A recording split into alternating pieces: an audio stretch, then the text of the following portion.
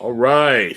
All right, guys. We are live. Welcome once again to a very special episode of the Wrestling Council. This is the 25th episode of the Wrestling Council, brought to you each and every week by our good friends at the Outright Geekery Podcast Network. Please visit outrightgeekery.com. They got a lot of good stuff going on there. But hey, the Wrestling Council, how are you guys? The Four Horsemen. Over there, on my right, Mr. Yule Carter. How are you, sir? I'm wonderful. I've watched all the wrestling I need to watch. I hope everybody else out there is doing well. I'm ready to get going. I'm ready to get going. Okay, and down below, Mr. Yule is all in orange, and he's freshly squeezed from the S&B Network. Mr. Boogie Bentley, how are you, sir? Oh, okay. Are we gonna get Orange Cassidy, Boogie? Is it all night? That's what we're doing. Okay. Don't fall asleep. All right, and obviously the exalted one, the only one of us that has actually been to an AEW event. Comic Book Bob, how are you, sir? Okay, well, first off, I'm going to need everybody to step back to at least 6 feet. All right. In fact, you know what? Hang on. I got this. All right. Oh, yeah. Let me get the camera a little bit there. Don't want anything coming in through. All right. Okay. Yeah. No. Yeah. Exactly. You'll take the breath. But hey, I'm fine, man. This is talking from my bunker here. How are you? I'm doing quite well. It's good to have the boys back together again. I've been waiting for this. I've been cooped up for like days. I'm unlike last show, I'm a year older, which is awesome. And appreciate everyone that all the fine birthday wishes I got and all that. And as myself and a certain spoiled diva artist were cooped up here, trying to remain corona free and sign about 4,000 comic books. So it was it's nice to have everyone here. But we've got some very interesting episodes of SmackDown, Raw, AEW Dynamite to review. Obviously, based on some of the world news, the pandemic, we have gotten shows that did not have an audience. We've got wrestlers, but I don't know. I want to talk about SmackDown, which I thought was okay. I thought Triple H was a stud on SmackDown. Did you? The show itself wasn't that good, but I enjoyed Triple H on SmackDown. I thought he was funny. I thought he had a really good presence on it. I enjoyed him busting Michael Cole's balls and all that. I thought it was funny, but it sounds like you have a differing opinion. No, I thought he was funny. The one thing I didn't like about it is he went from serious CEO guy to Triple H of DX, and it's he vacillates all the time. Like that. Yeah, that didn't work for me. But he was hilarious. He was entertaining. I just don't think WWE handled this whole situation well. I think they completely dropped the ball. And last night on Dynamite, AEW showed them how to run a wrestling show in this crazy world that we're living in. Nobody can be ready for this. Yeah, well, we were actually talking about this before we got started here, but I think the reason why I'm going to give WWE a little bit of credit here. I think. Hang on a minute. I'm going to take you into Mordor and bring you right back to the Shire. Okay, hang on a second. All right, so I think the shows that WWE did showed AEW what not to do. And then with their creativity, they basically kind of created the blueprint on how to do a good show in this weird time. So I'll give WWE credit because they were the first ones to try it. And obviously it's a lot of trial and error. So, I mean, if WWE continues to do shows the way that they have in these last two shows going forward, and they don't kind of adjust the way that AEW has to something more along that line, then I will agree with you on that. But and I do agree that the shows were lackluster, but I think that they were just basically floundering around in the dark. And I think if AEW had ran first, they would have ran the show the exact same way they did Wednesday night. It's possible. They've done it before. The question is whether or not WWE learns from their mistakes. That's the question. I legitimately believe AEW would have ran the same type of show. It's very possible. I mean, we're talking about some guys who are like they don't have some 72-year-old guy lording over them, telling them how to do things. In the words of Brody Lee, not the first old and out of touch guy that didn't believe in me. That was awesome. He's old and out of touch. Well, I want to talk about SmackDown because there was some controversy on this episode. Okay, so they opened the match up: Sasha Banks, Bayley, and what was it, Alexa Bliss and Nikki Cross. Yep. And they go to commercial break. It's hilarious. It was awesome. And everybody takes a smoke break at that point. It's like, and the international feed is still going. It's on satellite, and they're sitting there like, they're sitting there like talking about dancing and stuff. And getting, they're all buddy, and then they, it's about to come back with, let's lock up. It was weird. I bet Vince was irate. Oh, he was probably I bet he was so freaking pissed off. What made him more upset? That or Ronda Rousey and what's his name? Travis Brown. Oh man. What's the name? Cain Velasquez. Yeah, Cain Velasquez. Spoiling that.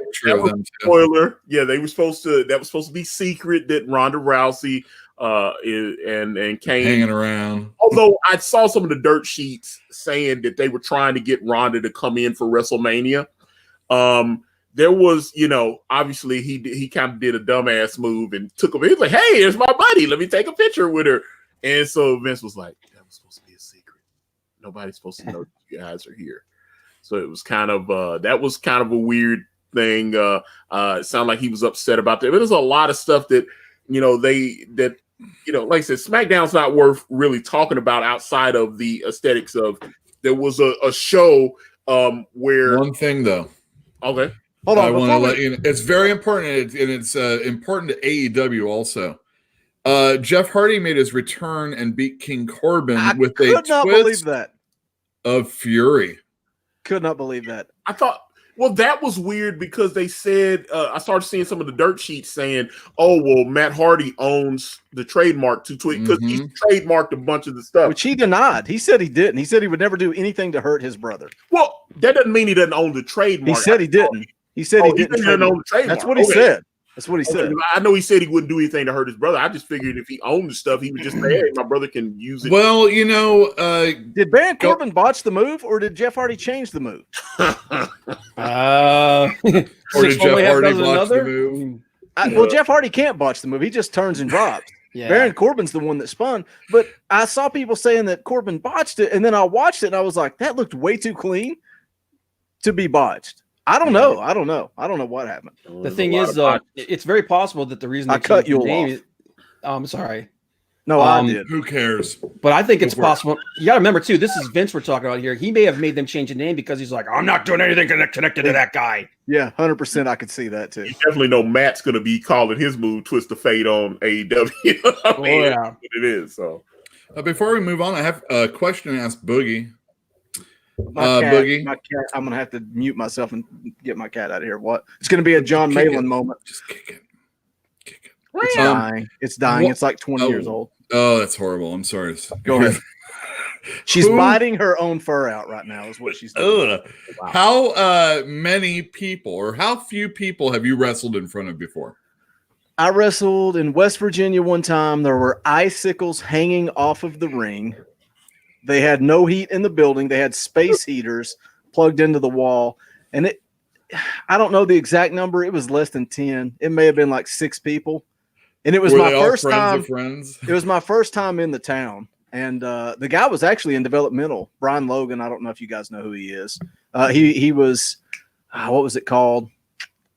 He was involved with Batista and all them. I don't remember. Brian Logan's his name.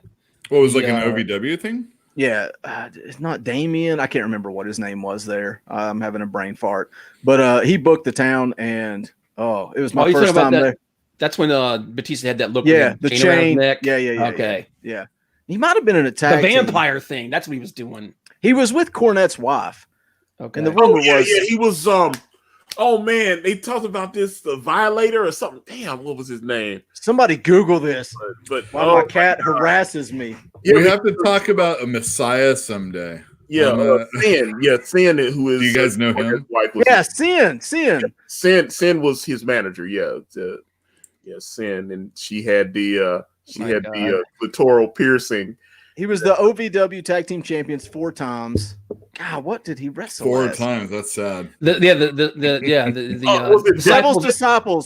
of Sin. But he was like the Behemoth, the Violator, or something. No, he was the Leviathan. Leviathan. That's it. Okay. Yeah. Brian Logan was Damien, though. Right. Okay. Anyways, none of this matters. It's all irrelevant. He just booked the town, and it was my first time there. And they're like, "You're going to go out. You're going to wrestle our job guy. Just beat him down, whatever." Oh, you got to win. Oh yeah, I wrestled. They had a mask gimmick, and it's I see. Everybody wore the mask and just got beat up. So, so you weren't there to enhance. You were there to go over. There to be the big dog. Yeah. Opening match. I was there to be the in big front dog. Of 6 people. Yeah, in front of 6 people. Dog. Did more people come in as the show started or kept going on? Would you go into a building with no heat and icicles hanging off the ring? Oh, it's awful. So hot is better than cold in a wrestling match. Hold on, let me time out. Let me get this in before we go to the next thing, because I want to ask this question because I heard this on Jim Cornette and I thought it was funny. It has absolutely nothing to do with SmackDown, Raw, or anything, but I want to ask. Jim Cornette told a story. Apparently, when the job guys would come in to various shows and they were wrestling like Ricky Morton, the Rock and Roll Express, when he would pin them, Ricky Morton would take his finger and stick it up their butt. Yeah. He would stick it up their butt. And then he'd come out and make a joke talking about you're a couple of quarts low. He did that to a bunch of the job guys. And I just thought I was crying laughing hearing Jim Cornette tell that story. But true story, bro. I would guarantee that happened. I believe. I don't think Cornette would be telling that story if it wasn't true. But I mean, my God, is that what they're doing at these outlaw mud shows these days? Dude, this is some weird shit goes on there, man. I mean, Grado told a story one time that he was on a show with Vince Russo, and they told him to do that to him, and he was like, I didn't know any better. He's like, I'm in the ring and I'm just like shoving it up his ass, and he's like, you're hitting my balls, man. You're hitting my balls, man. Grado, God, such a funny story. Oh my God! What has happened? What are we talking about? I think that's exactly what this show should be like. For the record, Adam Wade Adams sent me a video of our match we had. It's been a while back. But I'd been retired. I'd been retired at the time for probably, I think, 7 years. And then my buddy passed away from brain cancer. I worked with the guys to do a benefit show for him. And I was like, if we're doing a benefit show, I'm coming out of retirement and I'm wrestling. And he was like, well, who do you want to wrestle? And I was like, I'm wrestling Adam. Like, if I'm going to come out and have one more match, I'm going to wrestle Adam. I'm scared to show it to you guys because I'm afraid you'll hate it. I gotta see this. I don't know when you guys would want to do it, but we got to do it sometime. We have to do like a we need specifically around that, man, for this show to Yeah, I've got it in my back pocket though. Okay. So get control, Antonio. Well, that's what I'm about to say. Okay, so SmackDown. What would you give SmackDown as a grade? I thought I'd give it at least a B, maybe. I'd give it a C minus, dudes. The matches on there were not good. Other than, I mean, what do you guys think of Brian Gulak versus Cesaro? No, Daniel Bryan. Or Daniel Bryan versus Cesaro. What did you think of that? It progressed that whole. Yeah, go ahead, Antonio. I like what they're setting up for. Me too. Apparently, Daniel Bryan is trying to drop down to. He did where he's trying to drop down to part-time status. I mean, he's got one kid, got another baby on the way. He's kind of in Miz land where he still wants to wrestle, but he doesn't want to do as many dates and everything. So he probably won't get a major championship run from him anytime outside of maybe a tag team or something like that. But him, what's the Gulag guy? Drew Gulak, dude. I'm telling you. Daniel Bryan can elevate Drew Gulak to his level. Yes. They said that he asked to work with him. They asked. So this whole idea of, hey, I've been watching you and I see your weaknesses and if you work with me, this is going to happen. All this kind of thing. Apparently, that was all him. that this is his storyline, and Vince liked it, and they decided to go with it. I think I thought they stole the show at Elimination Chamber. That match, that was hard burner, but I wish they hadn't been the first match, because after everything, I was like, I thought they should have got a little bit. But I mean, I didn't know the match was going to be that good. So I tried to tell you. Why don't you trust me? I mean, other than the only other thing on SmackDown I thought was even remotely interesting was the Bray Wyatt John Cena thing, and even that was weird. I liked it. Yeah, I liked it. It was. No, I thought it was interesting, but I don't know, man. Like, do you think that they designed that before they knew that they weren't going to have a crowd? Either way, I think it works either way. What I like about it too, you give John Cena a microphone, he's going to get over. Like, he is the master at bringing real life into promos, and I think he was doing that with Bray Wyatt. And then Bray Wyatt comes out and just flips it. I'm not sick, you are. Like, you don't care about the future. You're out here claiming you are. He says all the right things to make it real, and talking about John Cena craving the spotlight. I loved it, dude. They're two of the best in the WWE with the microphone, I personally think. Yeah. Other than those two things, man, I thought the show was just bleh. I mean, the Reigns interview was awful. Yeah, I thought he did what he needed to do. But trying to justify away can just call his own shot or whatever. We didn't even talk about the fact that they replayed the entire Elimination Chamber tag match. That's bullcrap. Well, I guess they felt like there's no reason to have all these people here and have them do matches in front of no crowd. What if somebody gets hurt or sick? Yeah, that's why you treat it like AEW. But all of them were there. Paige was supposed to be there. Yeah, which that was kind of funny, that little call they out. They were all there anyway. What difference does it make? That's, man, I don't know. I get what you're saying, because it's kind of problem. If sickness is the problem and the coronavirus shut the world down, don't do a show. Shut it off. Don't do it. No, you care too much about money and a TV show. It's bullcrap. I was going to say, Vince ain't leaving money on the table, man. NXT was really good. Do we care that Paige might come back? See the numbers on that? Well, I mean, what I mean is, if you're not going to have people there, it built towards the stories. I think these first two episodes, I think Raw and SmackDown before NXT, I think the fact that they were so lackluster hurt NXT. Mm. And but then AEW comes out, and like Boogie says, man, WWE need to kind of get off their high horse a little bit. Look at what AEW did, realize that it worked, and they need to adjust accordingly. If they don't, then that's just pure arrogance, and that's Vince.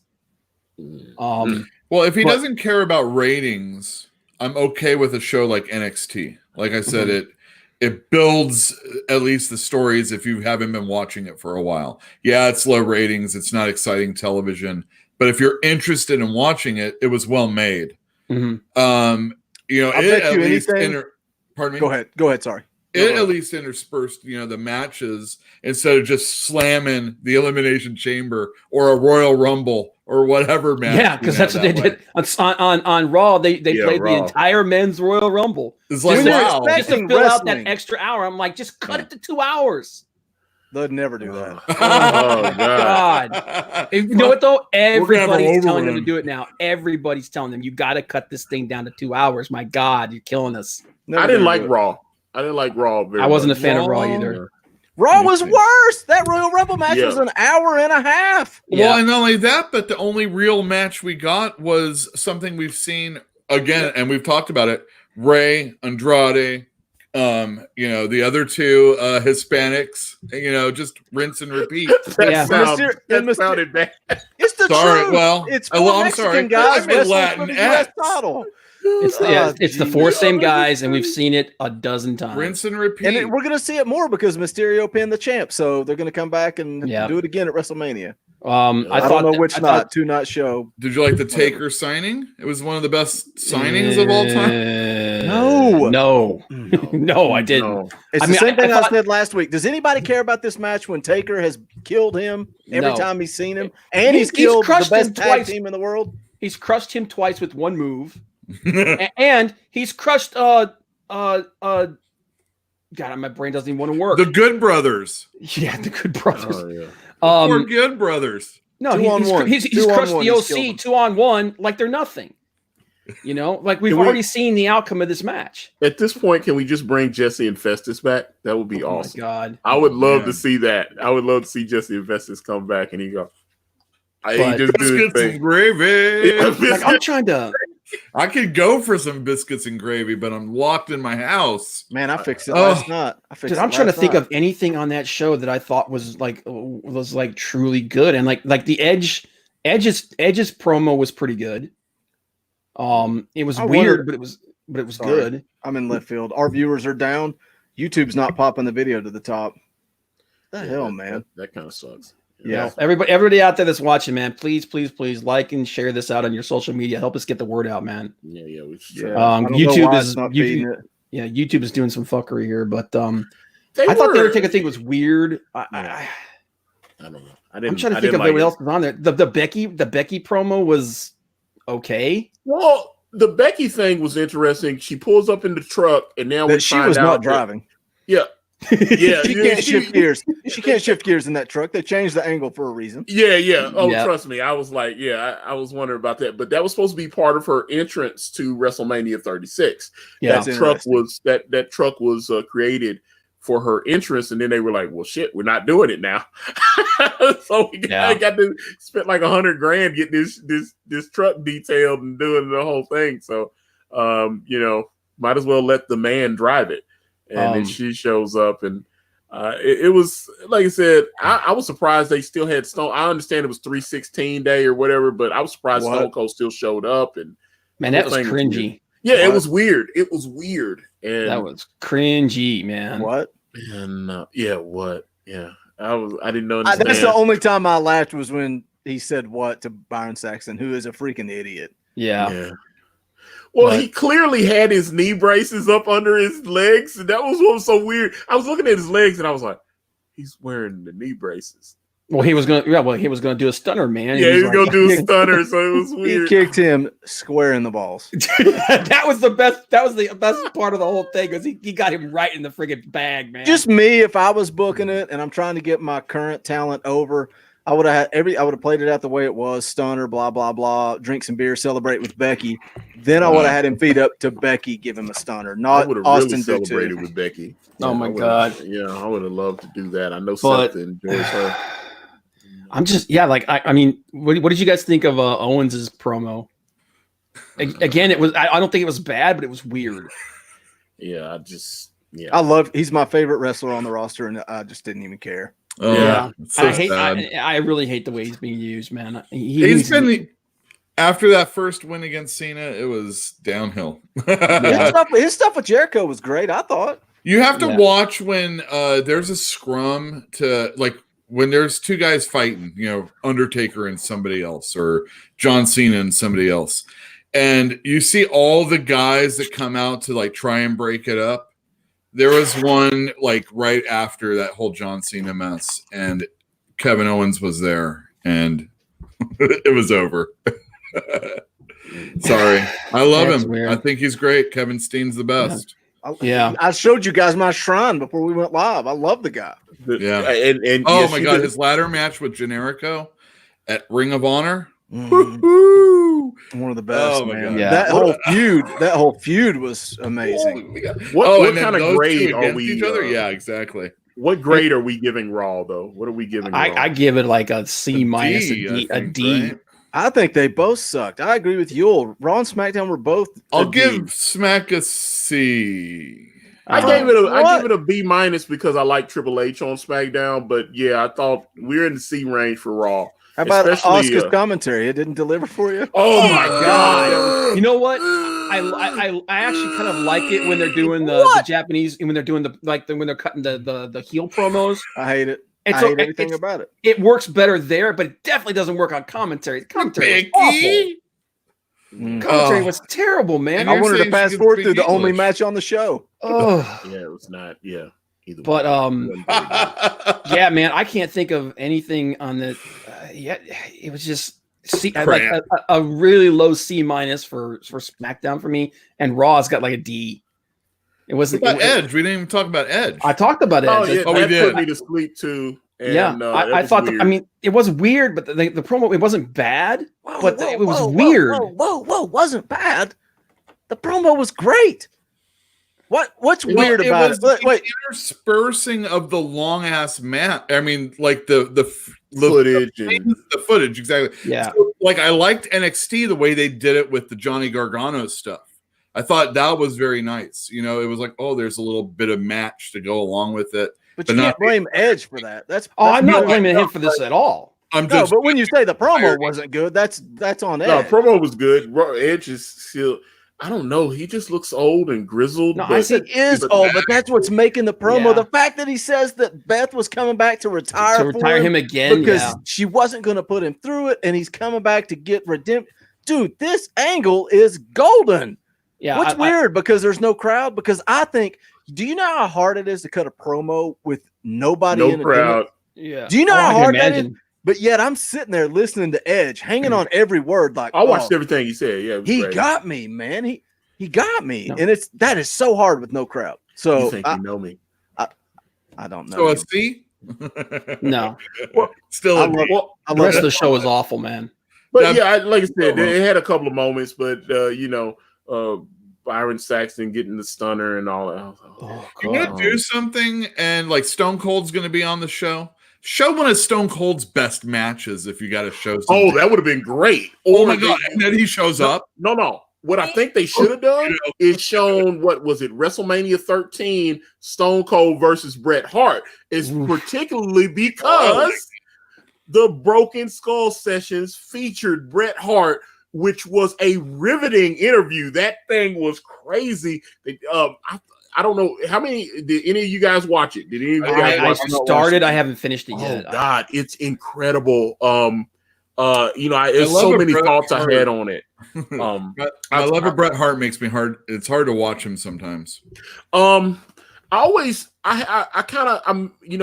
love Bret, but I'm mixed on it because I felt like some of what Kevin Nash and Scott Hall have always said is rings true. He takes himself too seriously.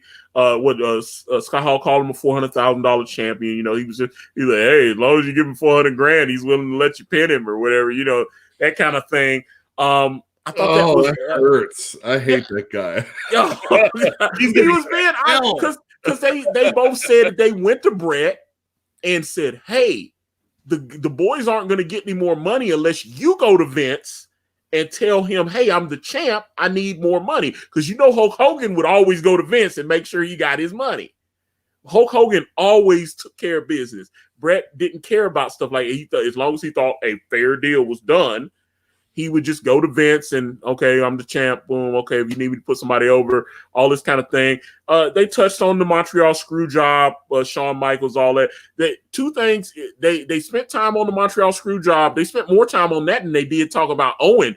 That's what I really wanted. I wanted Stone Cold and Bret to talk about Owen because Bret has publicly said that he talked to Owen and told him, hey, you hurt this guy. You need to reach out to him. Obviously, we know Owen Hart never did that. Stone Cold never, even though he was sad that Owen died, he's never wavered on the fact that Owen did not treat him with respect, take care of him in the ring. And when he's laying in the hospital, not knowing if he's ever going to walk again, Owen wasn't man enough to pick up that phone and call him. And that was one of the things he's always, and Bret even said, there was a WWE video where he said, I talked to him, he didn't handle that right. So I wish they had talked about, they briefly touched on it. They actually showed the pile driver that Owen gave us. Bad. Yeah, they actually showed it. Pile driver ever. But they said, I don't know if Stone Cold didn't want to really, but I wish they had talked about it because I know Stone Cold, it was a bunch of the guys that went to Owen's funeral or whatever. And I wish they had talked about that a little. They, like I said, they touched on it. And then they just moved. They segued out of it. WWE showed that footage of him hitting his head on that pile driver. Yeah. Like the NFL Like Monday Night Football when Jeff Theismann got his ankle. And that horrible roll up at the end, they showed that. He said that was the worst because he's explaining he's sitting there paralyzed, and Earl standing, and they did say Owen did the right thing. Okay, so your opponent's hurt. He's like, hey, I hurt. Don't touch me. He told Owen, don't touch him. He's hurt. Okay. Owen does the right. He's walking around the ring, getting heat with the crowd. All this stuff. So at that point, you see Earl Hebner walk up. Hey, what's going on, kid? I'm hurt. I can't move. Tell him to do a roll up or whatever. And then so Earl communicates with Owen. He comes back. He's standing there so Stone Cold can reach up and roll him up and pin him, which was, he was one of the worst rolls. But it's amazing that he even did it. Yeah, it was amazing. You know how hard that is? Holy cow. In the ring to no, I don't. Two guys had to help walking back. He couldn't even walk out of the ring after the match. It's not a broken neck, but there was a match where I got my teeth knocked out. Oh shit! And it was the opening spot. It was like double cross bodies. Me and my tag team partner on the floor, double cross bodies. Dude's chest hits me, blasts my teeth out. We had a balcony dive planned later for that show. And so I'm brawling with a guy over towards the balcony. He's like, I'm going to go up. And I'm like, the hell you are, dude. I don't have teeth in my head. You're not doing a balcony dive. But that, dude, a broken neck, it's nuts. But to come full circle, you said what they should have done is wrestle. That's all they should have done. Well, I'm saying if they're going to show stock footage, they should have showed that match. And then that would, that could have led promo for a better show than they did. And that was just with one of their endless. It could have promoted their freaking network also. I mean, they take like no opportunity to actually promote their network and what they've gotten there. Let's just look at what we're talking about right now. What they coulda, shoulda, woulda. We're about to talk about Dynamite, and you're not even. It don't even matter. Oh no! Well, that's the last segment. Dude, forget it. I'm just telling you. That crowd does not matter. We're going to talk about how great Dynamite was. I thought Dynamite was exceptional, but wrestling. But Broken Skull Sessions with Bret Hart, I think that was the second best of the 5 he's done. I thought that was the second best interview he did. The best one, my still favorite, is the hour and 39 minutes that he sat down with Mark Callis, The Undertaker. I thought that was, especially that point where he offers them a little whiskey. He was like, what took you so long? I love it, Undertaker, because you can see the Undertaker was nervous the whole time, and then he offered him that whiskey, and he was like, "What?" Now it's a conversation, and then he just relaxed, and I was like, "Oh." And that's something that Austin is really good at. He got stuff out of Bret Hart that Bret Hart doesn't like talking about. Yeah, Oh yeah, Bret Hart shitting all over Bill Goldberg at the end. Yep, and or like before, though. Brett does not like to talk about the Montreal Screwjob thing. He doesn't like talking about it. He's wavered on Goldberg though. That thing was weird because there's the best there is, best there was, best there ever will be video that's on WWE Network. He was like, poor Bill. He said, I hate. He was trying to be. He was trying to be more gracious about it, and he was like, "Yeah, I know he's a sweet guy." And then over the years, he's gotten angrier and angrier and angrier about it. And Goldberg is getting mad because every time Brett talks, people start at him and trolling him and doing all this kind of stuff. You hurt Brett, you hurt Kurt Hennig, you did, it's like. And then so when Brett goes, everybody Bill Goldberg wrestled got hurt. Everybody.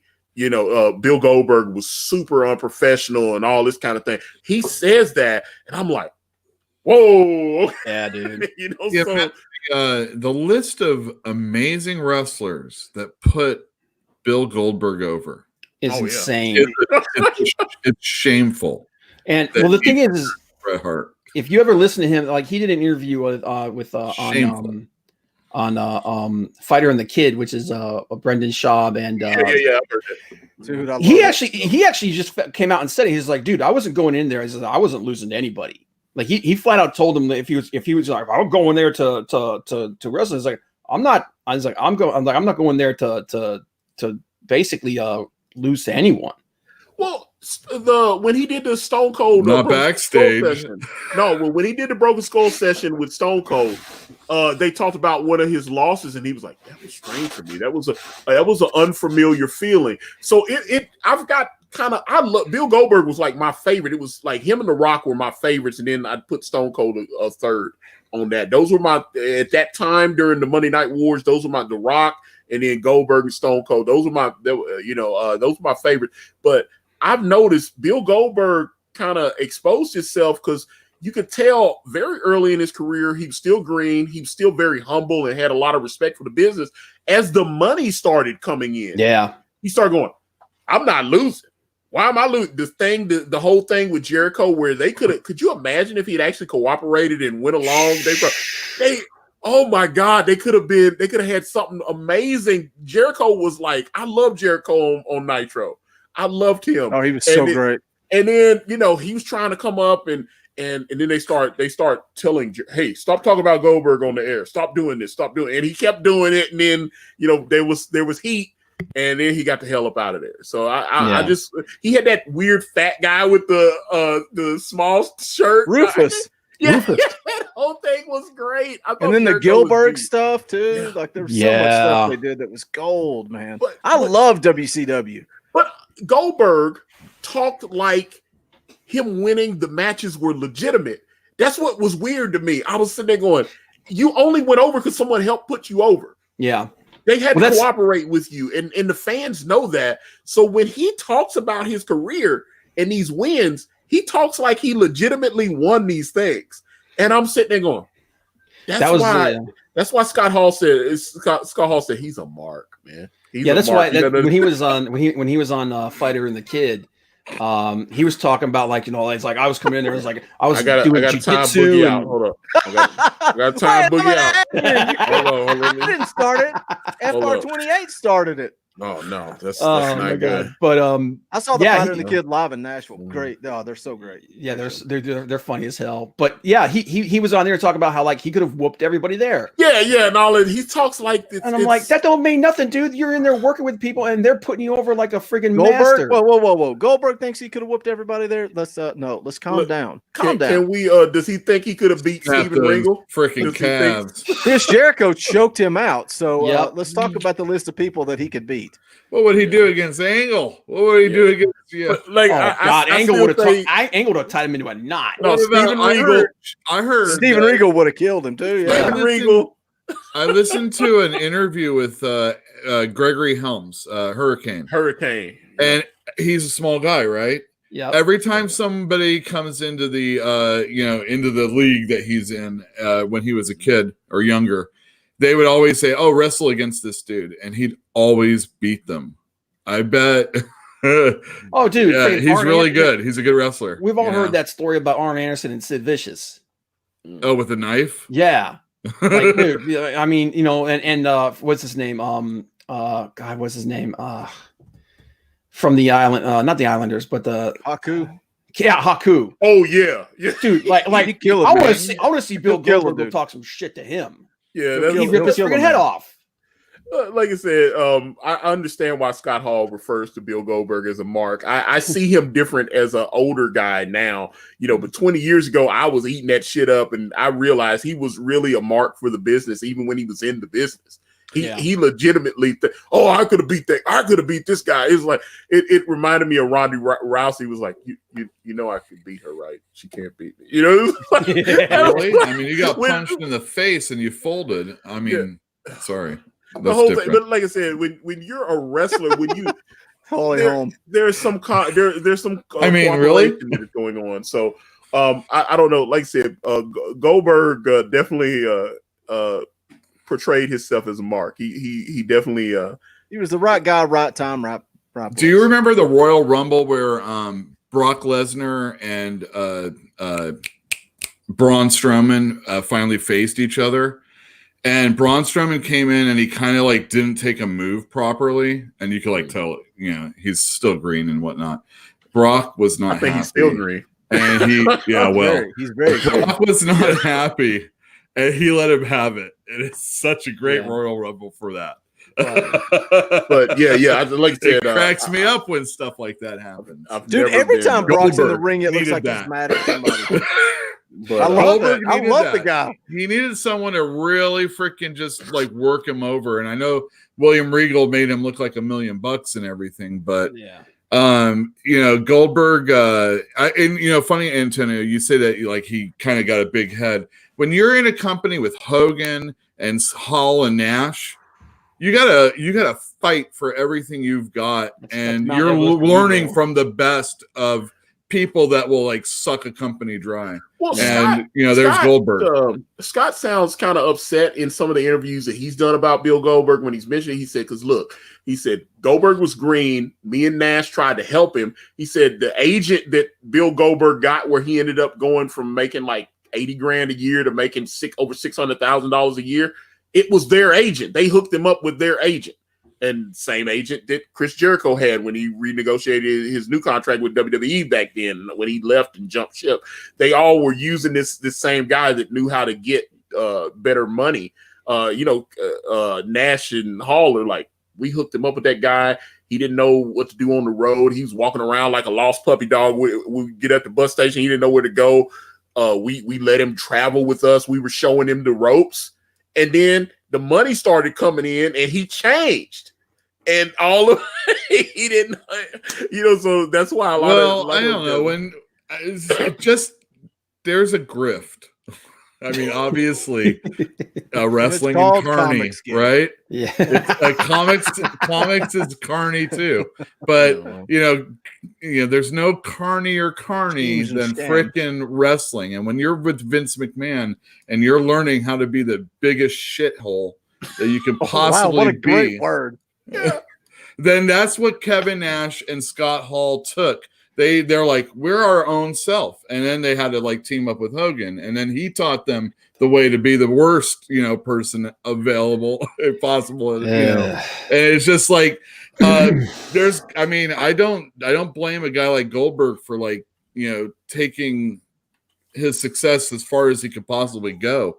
And I don't blame him for not wanting to hitch his wagon to Scott Hall or Kevin Nash. Would you not do the same thing? If you were in his position, would you not be doing the same thing? If I'm a small potato, I hang out with those guys. If I'm X-Pac, I'll hang out with those guys. But if I'm Bill Goldberg, they can suck a dick. That's what you're going to fight. You're going to fight for your spot. That's right. Yeah. And make millions. I mean, look at the way he got his first loss. He got cattle prodded, and then they made fun of it the other night. Yeah, what was that on that they were talking about that? I don't know. It was on with SmackDown. NWO. Yeah, it was the Alexa Bliss thing. Yeah. And we shocked the shit out of him. There with a cattle prod. All right. So now we're gonna drive this thing home. Yeah. Again, I thought the interview with Brett and Stone Cold was. I give it a 9 out of 10. I thought it was classic. I gotta finish watching it. But let's go. As far as the AEW Dynamite thing is, though, like we're talking about how AEW Dynamite. I'm sorry. Antonio was segueing perfect, and Bob's like, I'm sorry. Hey, Antonio, I'm too excited. I'm gonna let you finish, but what do you guys think about AEW Dynamite? I was just gonna go. The first time I watched it all the way through. I was just going to mention the Wrestle Talk showcase they did, the No Fans Monday they did for all the indie guys. I saw that, actually. It was good. But let me do the segue into Dynamite. I'm sorry. Out of his girlfriend, too. Like, okay, so business on air. I thought this was the show of the week for me. AEW Dynamite, all delete wrestling. It was incredible with no audience. I thought this was the way that SmackDown and Raw should have been done. I was really pleased with the matches. They actually had matches instead of just one match or two. They actually had multiple matches. That was another plus on there. They actually had the wrestlers around the ring. I thought that was a good thing. There was a lot of check marks in there that they did look at what SmackDown and Raw did and go, let's not do that. Yeah. So I thought, but let's go around and. They did entrances like SmackDown and Raw, though. I mean, and they even did fireworks. And I love that they did the pyro. And I love that it's Kenny was like, it's a legitimate show with no fans. I loved it. Kenny's like, light the pyro, hit the lights, let's go. Did you guys have any thoughts on the Cody promo? I have thoughts. Okay, well, you go first. Yeah, well, I was going to bury somebody for talking about it because he took a lot of flack for what he said. Because he was basically like, he started serious and was talking about we got to live our lives and this, that, and the other.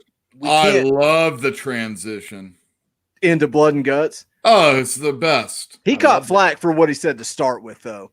The whole. What did he say that was wrong? We got to live our lives. We got to do our thing. People were like, "Oh no, we got to isolate. We gotta." Well, that doesn't mean that You still got to live your life. I liked to life that I like that on. he started serious and bled in. Yes, it was so beautiful. Into blood and guts. It's one of the best all-time promos. It was hard for me. Everybody came out. Oh, yeah, so it was hard for me to take him serious with that fucking creature living on his neck. Dude, that's the only thing that's so. Oh my god! Like awesome. I beat that dude down so bad that he got that horrible neck tattoo. Oh god, that tattoo is horrible, dude. It is so bad. He's got the suit on and the thing's bleeding. I was like, and there's nothing he could do to make it look good. Here. Oh god! And Randy is the in-ring announcer is cringeworthy to me. But it said he was never going to do it again. It was cute. I think they're trying to travel as few people as possible. Oh, I got you. Okay, I think that's why she did it. Okay, because it just looks like what they say on the Cornette podcast that she's willing to do anything, so she's on television every. She doesn't want to. Yeah, like Yul said, they even had it on there. Brandy Rhodes said she would never do this again. Oh, okay, good. Well, you know what though, man? Getting back to that opening segment, man. God, it was so good. That storyline just keeps getting better. And then the guys would come out almost like it was a play we're watching. I loved it. The drama set up by Paige. Yeah. Matt Jackson. And then you're talking weeks of storytelling. Yeah. I'm loving it. You can trust me. This is something that's just building. Whiskey. You can trust me. And building. I blame this is the best for this. Urban, this is the best storyline in wrestling. I actually asked about the Young Bucks. Are the because Nick seems like he's gonna be off TV. Obviously he hurt. Is he doing that because obviously it came out? He posted on his Instagram that his wife is, I think that's what it is. I think he's taking time off for that, so they worked it in. But it worked. It's like Yul said. It works perfectly. This story is so good. It's weeks and weeks and weeks of storytelling. As Adam Page leaving, is he going to turn heel? Is he going to come back? Matt Hardy, he's clearly going to be with the Dark Order. Nope. Here, hold my beer. Here's Brody Lee, and let's go ahead and work Matt Hardy into this Inner Circle feud, dude. This episode, best episode of Dynamite yet. I love it top to bottom. Since they've had a good episode. It was a really strong episode. I really enjoyed it. Definitely B plus A. He got to talk for once. He is so good. Brody Lee. That's like, why weren't you letting this guy talk before? They're going to find out just how good he is. They give on WWE that Rowan, and it was Brody Lee, right? Or Luke Harper. And they would never give Luke Harper anything. And they've given Rowan so many goddamn things. And Brody Lee is so freaking good on one. They saddled him. I know you like Bray Wyatt, but they saddled him with Bray Wyatt. They don't need him. He didn't need Bray Wyatt. He didn't need to be in that situation. No, he could have been one of their big guys. And I've been very high on him for a while, and I'm very excited about this. That situation was gold. Mm-hmm. Yeah, they had a gold mine and they blew it. They had a gold mine and they blew it. And he's like hardcore. He can do all the things you want. We're just going to keep being ADD, and that's fine. I love the fact that after he cut the promo and everything was all said and done, that he walked out. He's better than Evil Uno and Stu Grayson. Oh, God, yeah. He's better than them and walks out. He's like, screw you. You're my lackeys. I'm out. I love it. I love it. I want to buy a Brody Lee shirt to go along with this sweet, freshly squeezed. I want that one, and I want the new Matt Hardy one. They already came out with T-shirts for him. Smart, they're smart. Matt's shirt, the one with his face on it, that's the one I wanted. That's the one I wanted. It was 20% off at Shop AEW. You better order it today. I think that ends today. I love the one that's got the and it's got the sign on the back that says free the delete, free the delete, or being the delete. I think it's two different shirts. I think one has the face and one has the free the delete logo. Yeah, it has two different shirts. He has two different shirts in the store. But the one with his face is the one that I want. I thought that one was dope. I was like, yeah, I love. They got a Brody Lee shirt too, though. But I want that too, dude. Yeah, they had some good merch in there that I was shopaew.com, even though they're not a paid sponsor. But head out to shopaew.com. I thought they got takes you directly to Pro Wrestling Tees. But speaking of sponsors, go to collarandelbowbrand.com. Use the promo code ComicCast to save 10% on great wrestling merchandise. Yes. That's what it says. It says all delete wrestling on the back. All delete, which is the title of this particular 25th episode of. It's been 6 months, guys. We've been doing this. That's nuts. That's It's flown by. Let me ask you guys. that. Do you know who was on both NXT this week and AEW? My good friend Chuck Taylor. He was, yeah. Excellent. I saw him and Johnny Gargano ripping on that. Dude, did I tell you guys the story of when I met him? I met Chuck Taylor? Yeah, I met him at a PWX show, which is where Trevor Lee came from and Andrew Everett, a lot of guys. We call them the PWG of the East Coast because they really did put on shows like that. But I went, Chuck Taylor was there, and he was doing the retirement gimmick where he said he was going to try out for NXT. If he didn't make it, he was retiring. So he didn't make it, so he put out retirement tour shirts. Dude, he is the most awkward human being I've ever met in my life. Like, I went up to him and I'm like, hey, man, you got the retirement tour shirt in black? He's like, no, sorry, man, I'm all sold out. And he's like, I got white. I was like, dude, I'm fat. Fat guys can't wear white. He's like, you don't need to buy a shirt. I was like, well, I was going to take a picture with you, man. And I like to spend money if I'm going to take a picture. He's like, you can take a picture. I don't really care if you buy anything. It doesn't matter. He was like he had no self-confidence, like just depressed, man. I think he goes through bouts. Yeah, it's very clear. It's very clear. Yeah, it's very clear that he doesn't have a lot of self-confidence, and I like the guy. He's super talented too. Yeah, I love the guy. His interview, you kicked my friend in the dick. You kicked my friend in the dick. I was just going to ask you about that. It's like I love it because you see that real Chuck Taylor. Like when you watch the Best Friends stuff on High Spots Wrestling Network, not a sponsor, but you should totally sign up. Best $9.99 in the biz. I keep telling Antonio. No, you sign up. I just keep asking for your password so I can watch the shit for free. But you won't share it. You never ask me because I'll send you my password. This is what I do because I do love watching shoot interviews and stuff. Dude, they have every shoot interview you can imagine. Best $9.99. I looked on their YouTube after you mentioned, and I was like, "Damn, okay, so they got a bunch of content." They've been doing it for a long time. Does anybody else subscribe to it besides me? I haven't ever. No. Oh, it's so good.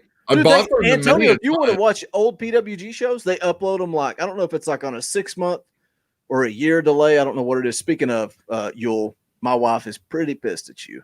Oh shoot! What I say? Because I spent $90 on PWG DVDs when you sent me that that link. Sorry, but it's a good investment. Yeah, you're gonna get to see a lot of good stuff. Yeah, I have like a whole bunch of PWG old DVDs that I've been pulling out for this whole thing that's going on right now. Let me get this question here from FBar28. He said, "What do you guys think about Tony Khan saying he was thinking about World's Best Wrestling instead of AEW? Wasn't that on the AEW podcast thing that Tony Schiavone? I saw him on there, and he they were like, when do you sleep and all this kind of. I remember he mentioned that was originally the name that they were gonna call it World's Best Wrestling. That's horrible. That is a terrible name. No. Oh, that's a good one. So yeah, right. But just to answer criminal investigation there, he said the stream didn't show up on its feed. Yeah, it's bullcrap, dude. YouTube killed a lot of shenanigans, a lot of schemes and scams going on. When you go live, it pumps it to the top of your whatever it's called. I don't know. Your vagina. Yeah, it didn't pop up, man. I want everybody to know right now that this DDT 4 from 2010 is one of the best tag team tournament matches or events you're ever going to see. And Chuck Taylor's involved in it. Nice. I thought their match was good too. Their match against the Lucha Brothers. Are they killing the Best Friends though by burying them weekend? And I was okay with it. A bunch. I was okay with it because the fact that the Lucha Bros cheated to win. Yeah. Well, but they Pac just beat Orange Cassidy at the pay-per-view. What? Who won the 6-man? Didn't the I think they Death did. Death Triangle won that too. So that's 3 matches in a row. Yeah, Death Triangle. Yeah, they did. So that's 3 matches in a row. But I still like the promo. Chuck Taylor, you kick my friend in the dick. Street fight awesome. Next week. If they beat the Best Friends next week, that's not good. It's not good. Yeah, I think it would. Although, did you guys notice they said the next Dynamite? They did not say next week. They kept saying the next time we have Dynamite. Yep. That was interesting. interesting. They go live next week. It was. They clearly worded it as if they didn't know what they were going to do next week. Yeah. Okay. Well, that's well, yeah. I mean, you know, well, as good as this show was, man, I don't know that they. I think they might look at this as going, you know what, we can do another no crowd show. But I'm going to tell you what, eventually the novelty is going to wear off. Well, the question is, a lot of people were, well, there's more than 10 people there, blah blah blah.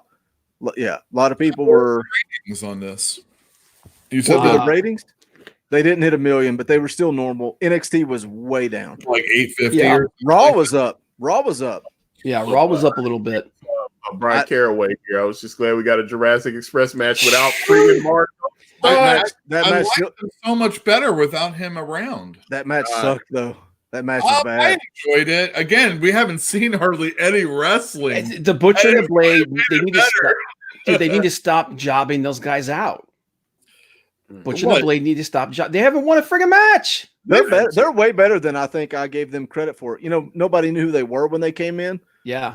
This match was off though. They missed a lot of stuff. Yeah. I like that one dude's mask. That's about it. I think they're a much better tag team. Like I agree with Boogie on this. I think they're a much better tag team than I thought they were going to be. But they keep losing, and I'm like, this has got to stop. Although someone did mention that they think they might be building some kind of a storyline thing to it, because MJF got involved in their match, and him getting involved is supposedly the reason why they lost. So I don't know, but I mean, it wasn't terrible, but it wasn't great. What do you think of the women's match? I mean, it would have been great had it not been for Penelope Ford. Yeah. But the night before on Dynamite, we saw Penelope Ford actually beat Riho in an upset. Major. Yeah. Although down to like number 5 in the rankings. Yeah. Although the reason why she won is because of Kip Sabian. And Riho's on Dynamite. What are you talking about? Riho's on that show less than Brock Lesnar's on like Monday Night Raw. I mean, she's barely there. And even when she was Le Champion, she was barely there. The only problem with this match is I thought it was a number 1 contender match. Maybe it wasn't. They were just talking about how Sheeta would solidify her spot as a number 1. All she can do is lose her spot as the number 1. No, it was a match. Nothing to gain. No, my understanding is it was a match to set up a future title shot against Nyla. Yeah, but what happened if Penelope Ford won? You're saying there's no validation there. That's true. What did Sheeta have to gain? I would have liked to have seen Nyla Rose versus Penelope Ford. That would have been funny. Penelope Ford almost killed herself. Yeah. I love the fact that she's botching spot after spot after spot, and JR was like, well, she's resilient. You got to give her that. Like, whoa. Oh my God, dude! What do you think about the Colt Cabana thing at the end with him and Kip Sabian? I love when he slapped him, dude. When they were doing that, and then he just whack. He's like, I'm a wrestler too, bro. Yeah, I thought that was funny. I love Colt though. Colt does no wrong. I thought that was really funny. I thought that spot was really another plug for Colt. He's giving away the Wrestling Road Diaries with him and Daniel Bryan. It was right after Colt got fired from WWE and Daniel Bryan got signed by WWE. They did a road trip. Great documentary. I've got all 3 of the Wrestling Road Diaries, but he's giving away for free right now. So check that out. It's great. Did he stop doing that? He stopped and started doing like a mini vlog, and now he's going back and he's doing the old school podcast with interviews again. Podcast needs to come back. I thought it's back. It's back. I listened to a couple of shows of his podcast, especially the CM Punk 2-part thing. Yeah, he's back to that old style. It's so much better. I love Colt's podcast, and when he went to that mini vlog, whatever that crap, it was awful. But it's back to normal. Back to normal. Bring it back, man. So we already talked about the Dark Order stuff, which was awesome. Yeah. Dude, for once, I've been kind of bored with the Dark Order storyline, and then now that we finally have Brody Lee in, I thought that worked. Obviously, again, salute to the Broken One, Matt Hardy, for showing up. Vanguard, what?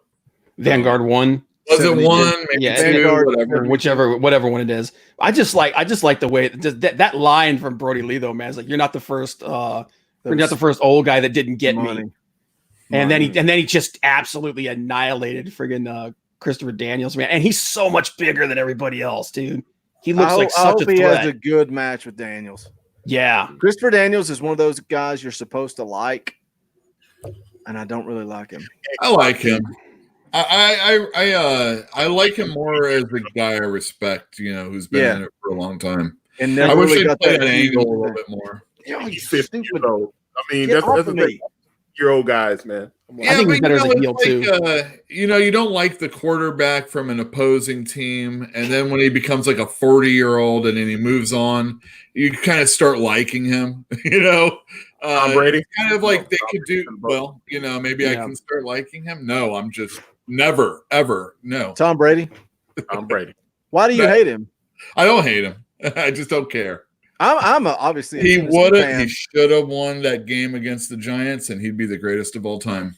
I won $200 on that Super Bowl.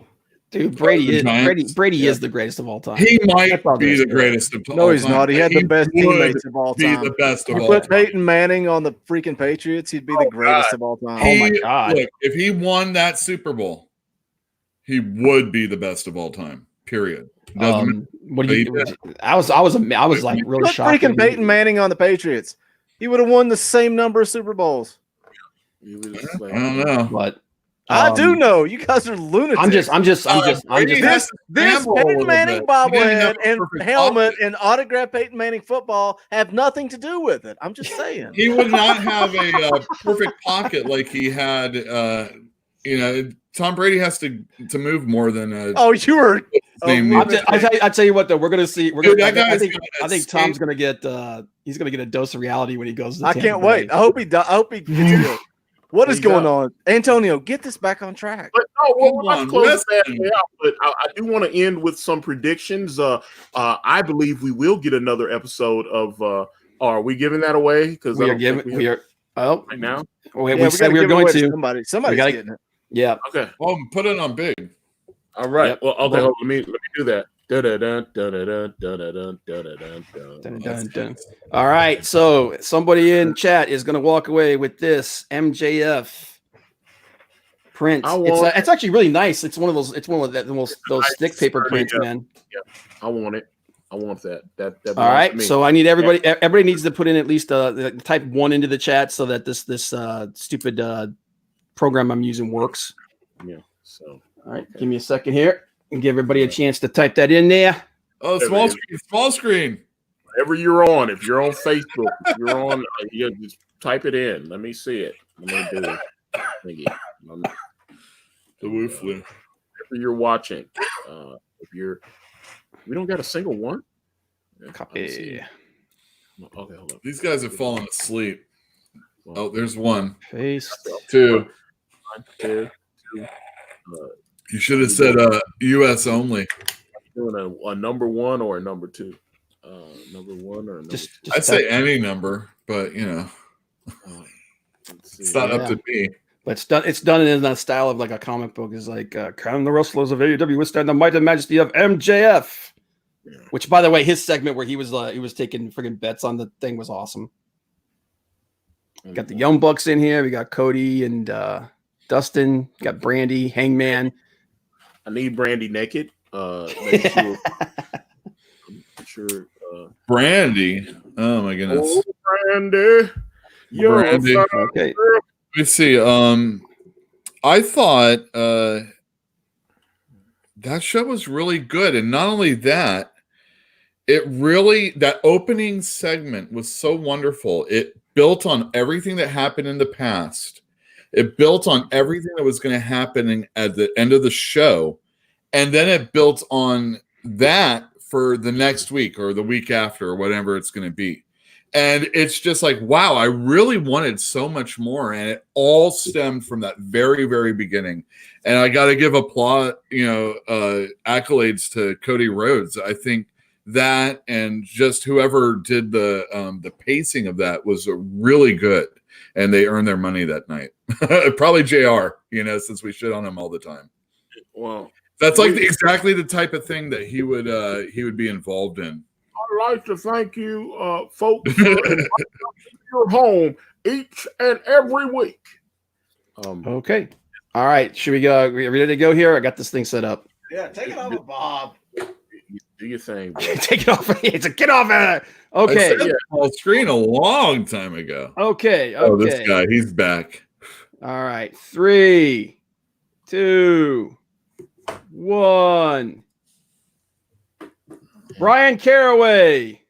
How does Akari Press have so many ones? Yeah, because I'm on. But Brian Caraway, you're never gonna get it, buddy. Hit me up on Twitter, man. Send me a message with your mailing information, and I will send this off to you. Okay, cool deal then, man. I'll get this packaged up and sent off to you, brother. Well, all right. Well, in that case, this 25th, the 25 episode of the Wrestling Council is bidding us adieu. We will be live next week on the SMB Network. Hold on, let me get a nice close-up of my good board friend, Boogie Bentley. Boogie, tell us about the SMB Network and how I can find you, all that good stuff, even though it's on my follow list. It's going to be so hard for him not to shill. Yeah, I'm really excited to watch all of the SMB Network. Yeah, so go to my channels, my channels list there on my channel since you're already here, and check out the SNB Network, and please subscribe to that channel. We will be live there next week at 9 p.m. Eastern Standard Time, and then after that we'll come back here. And but yeah, Boogie for Boogie Bentley, Yule Carter, Comic Book Bob. I am Antonio Bryce, reminding you all that I have a horrible comic book that is on Indiegogo right now that you can get at AkariPress.com. A brand way of the gun. The Wrestling Council is over. Oh yeah, hold on. Let me get my love in. That's not necessary, Antonio. That's not necessary. Yeah. Feel it. Feel the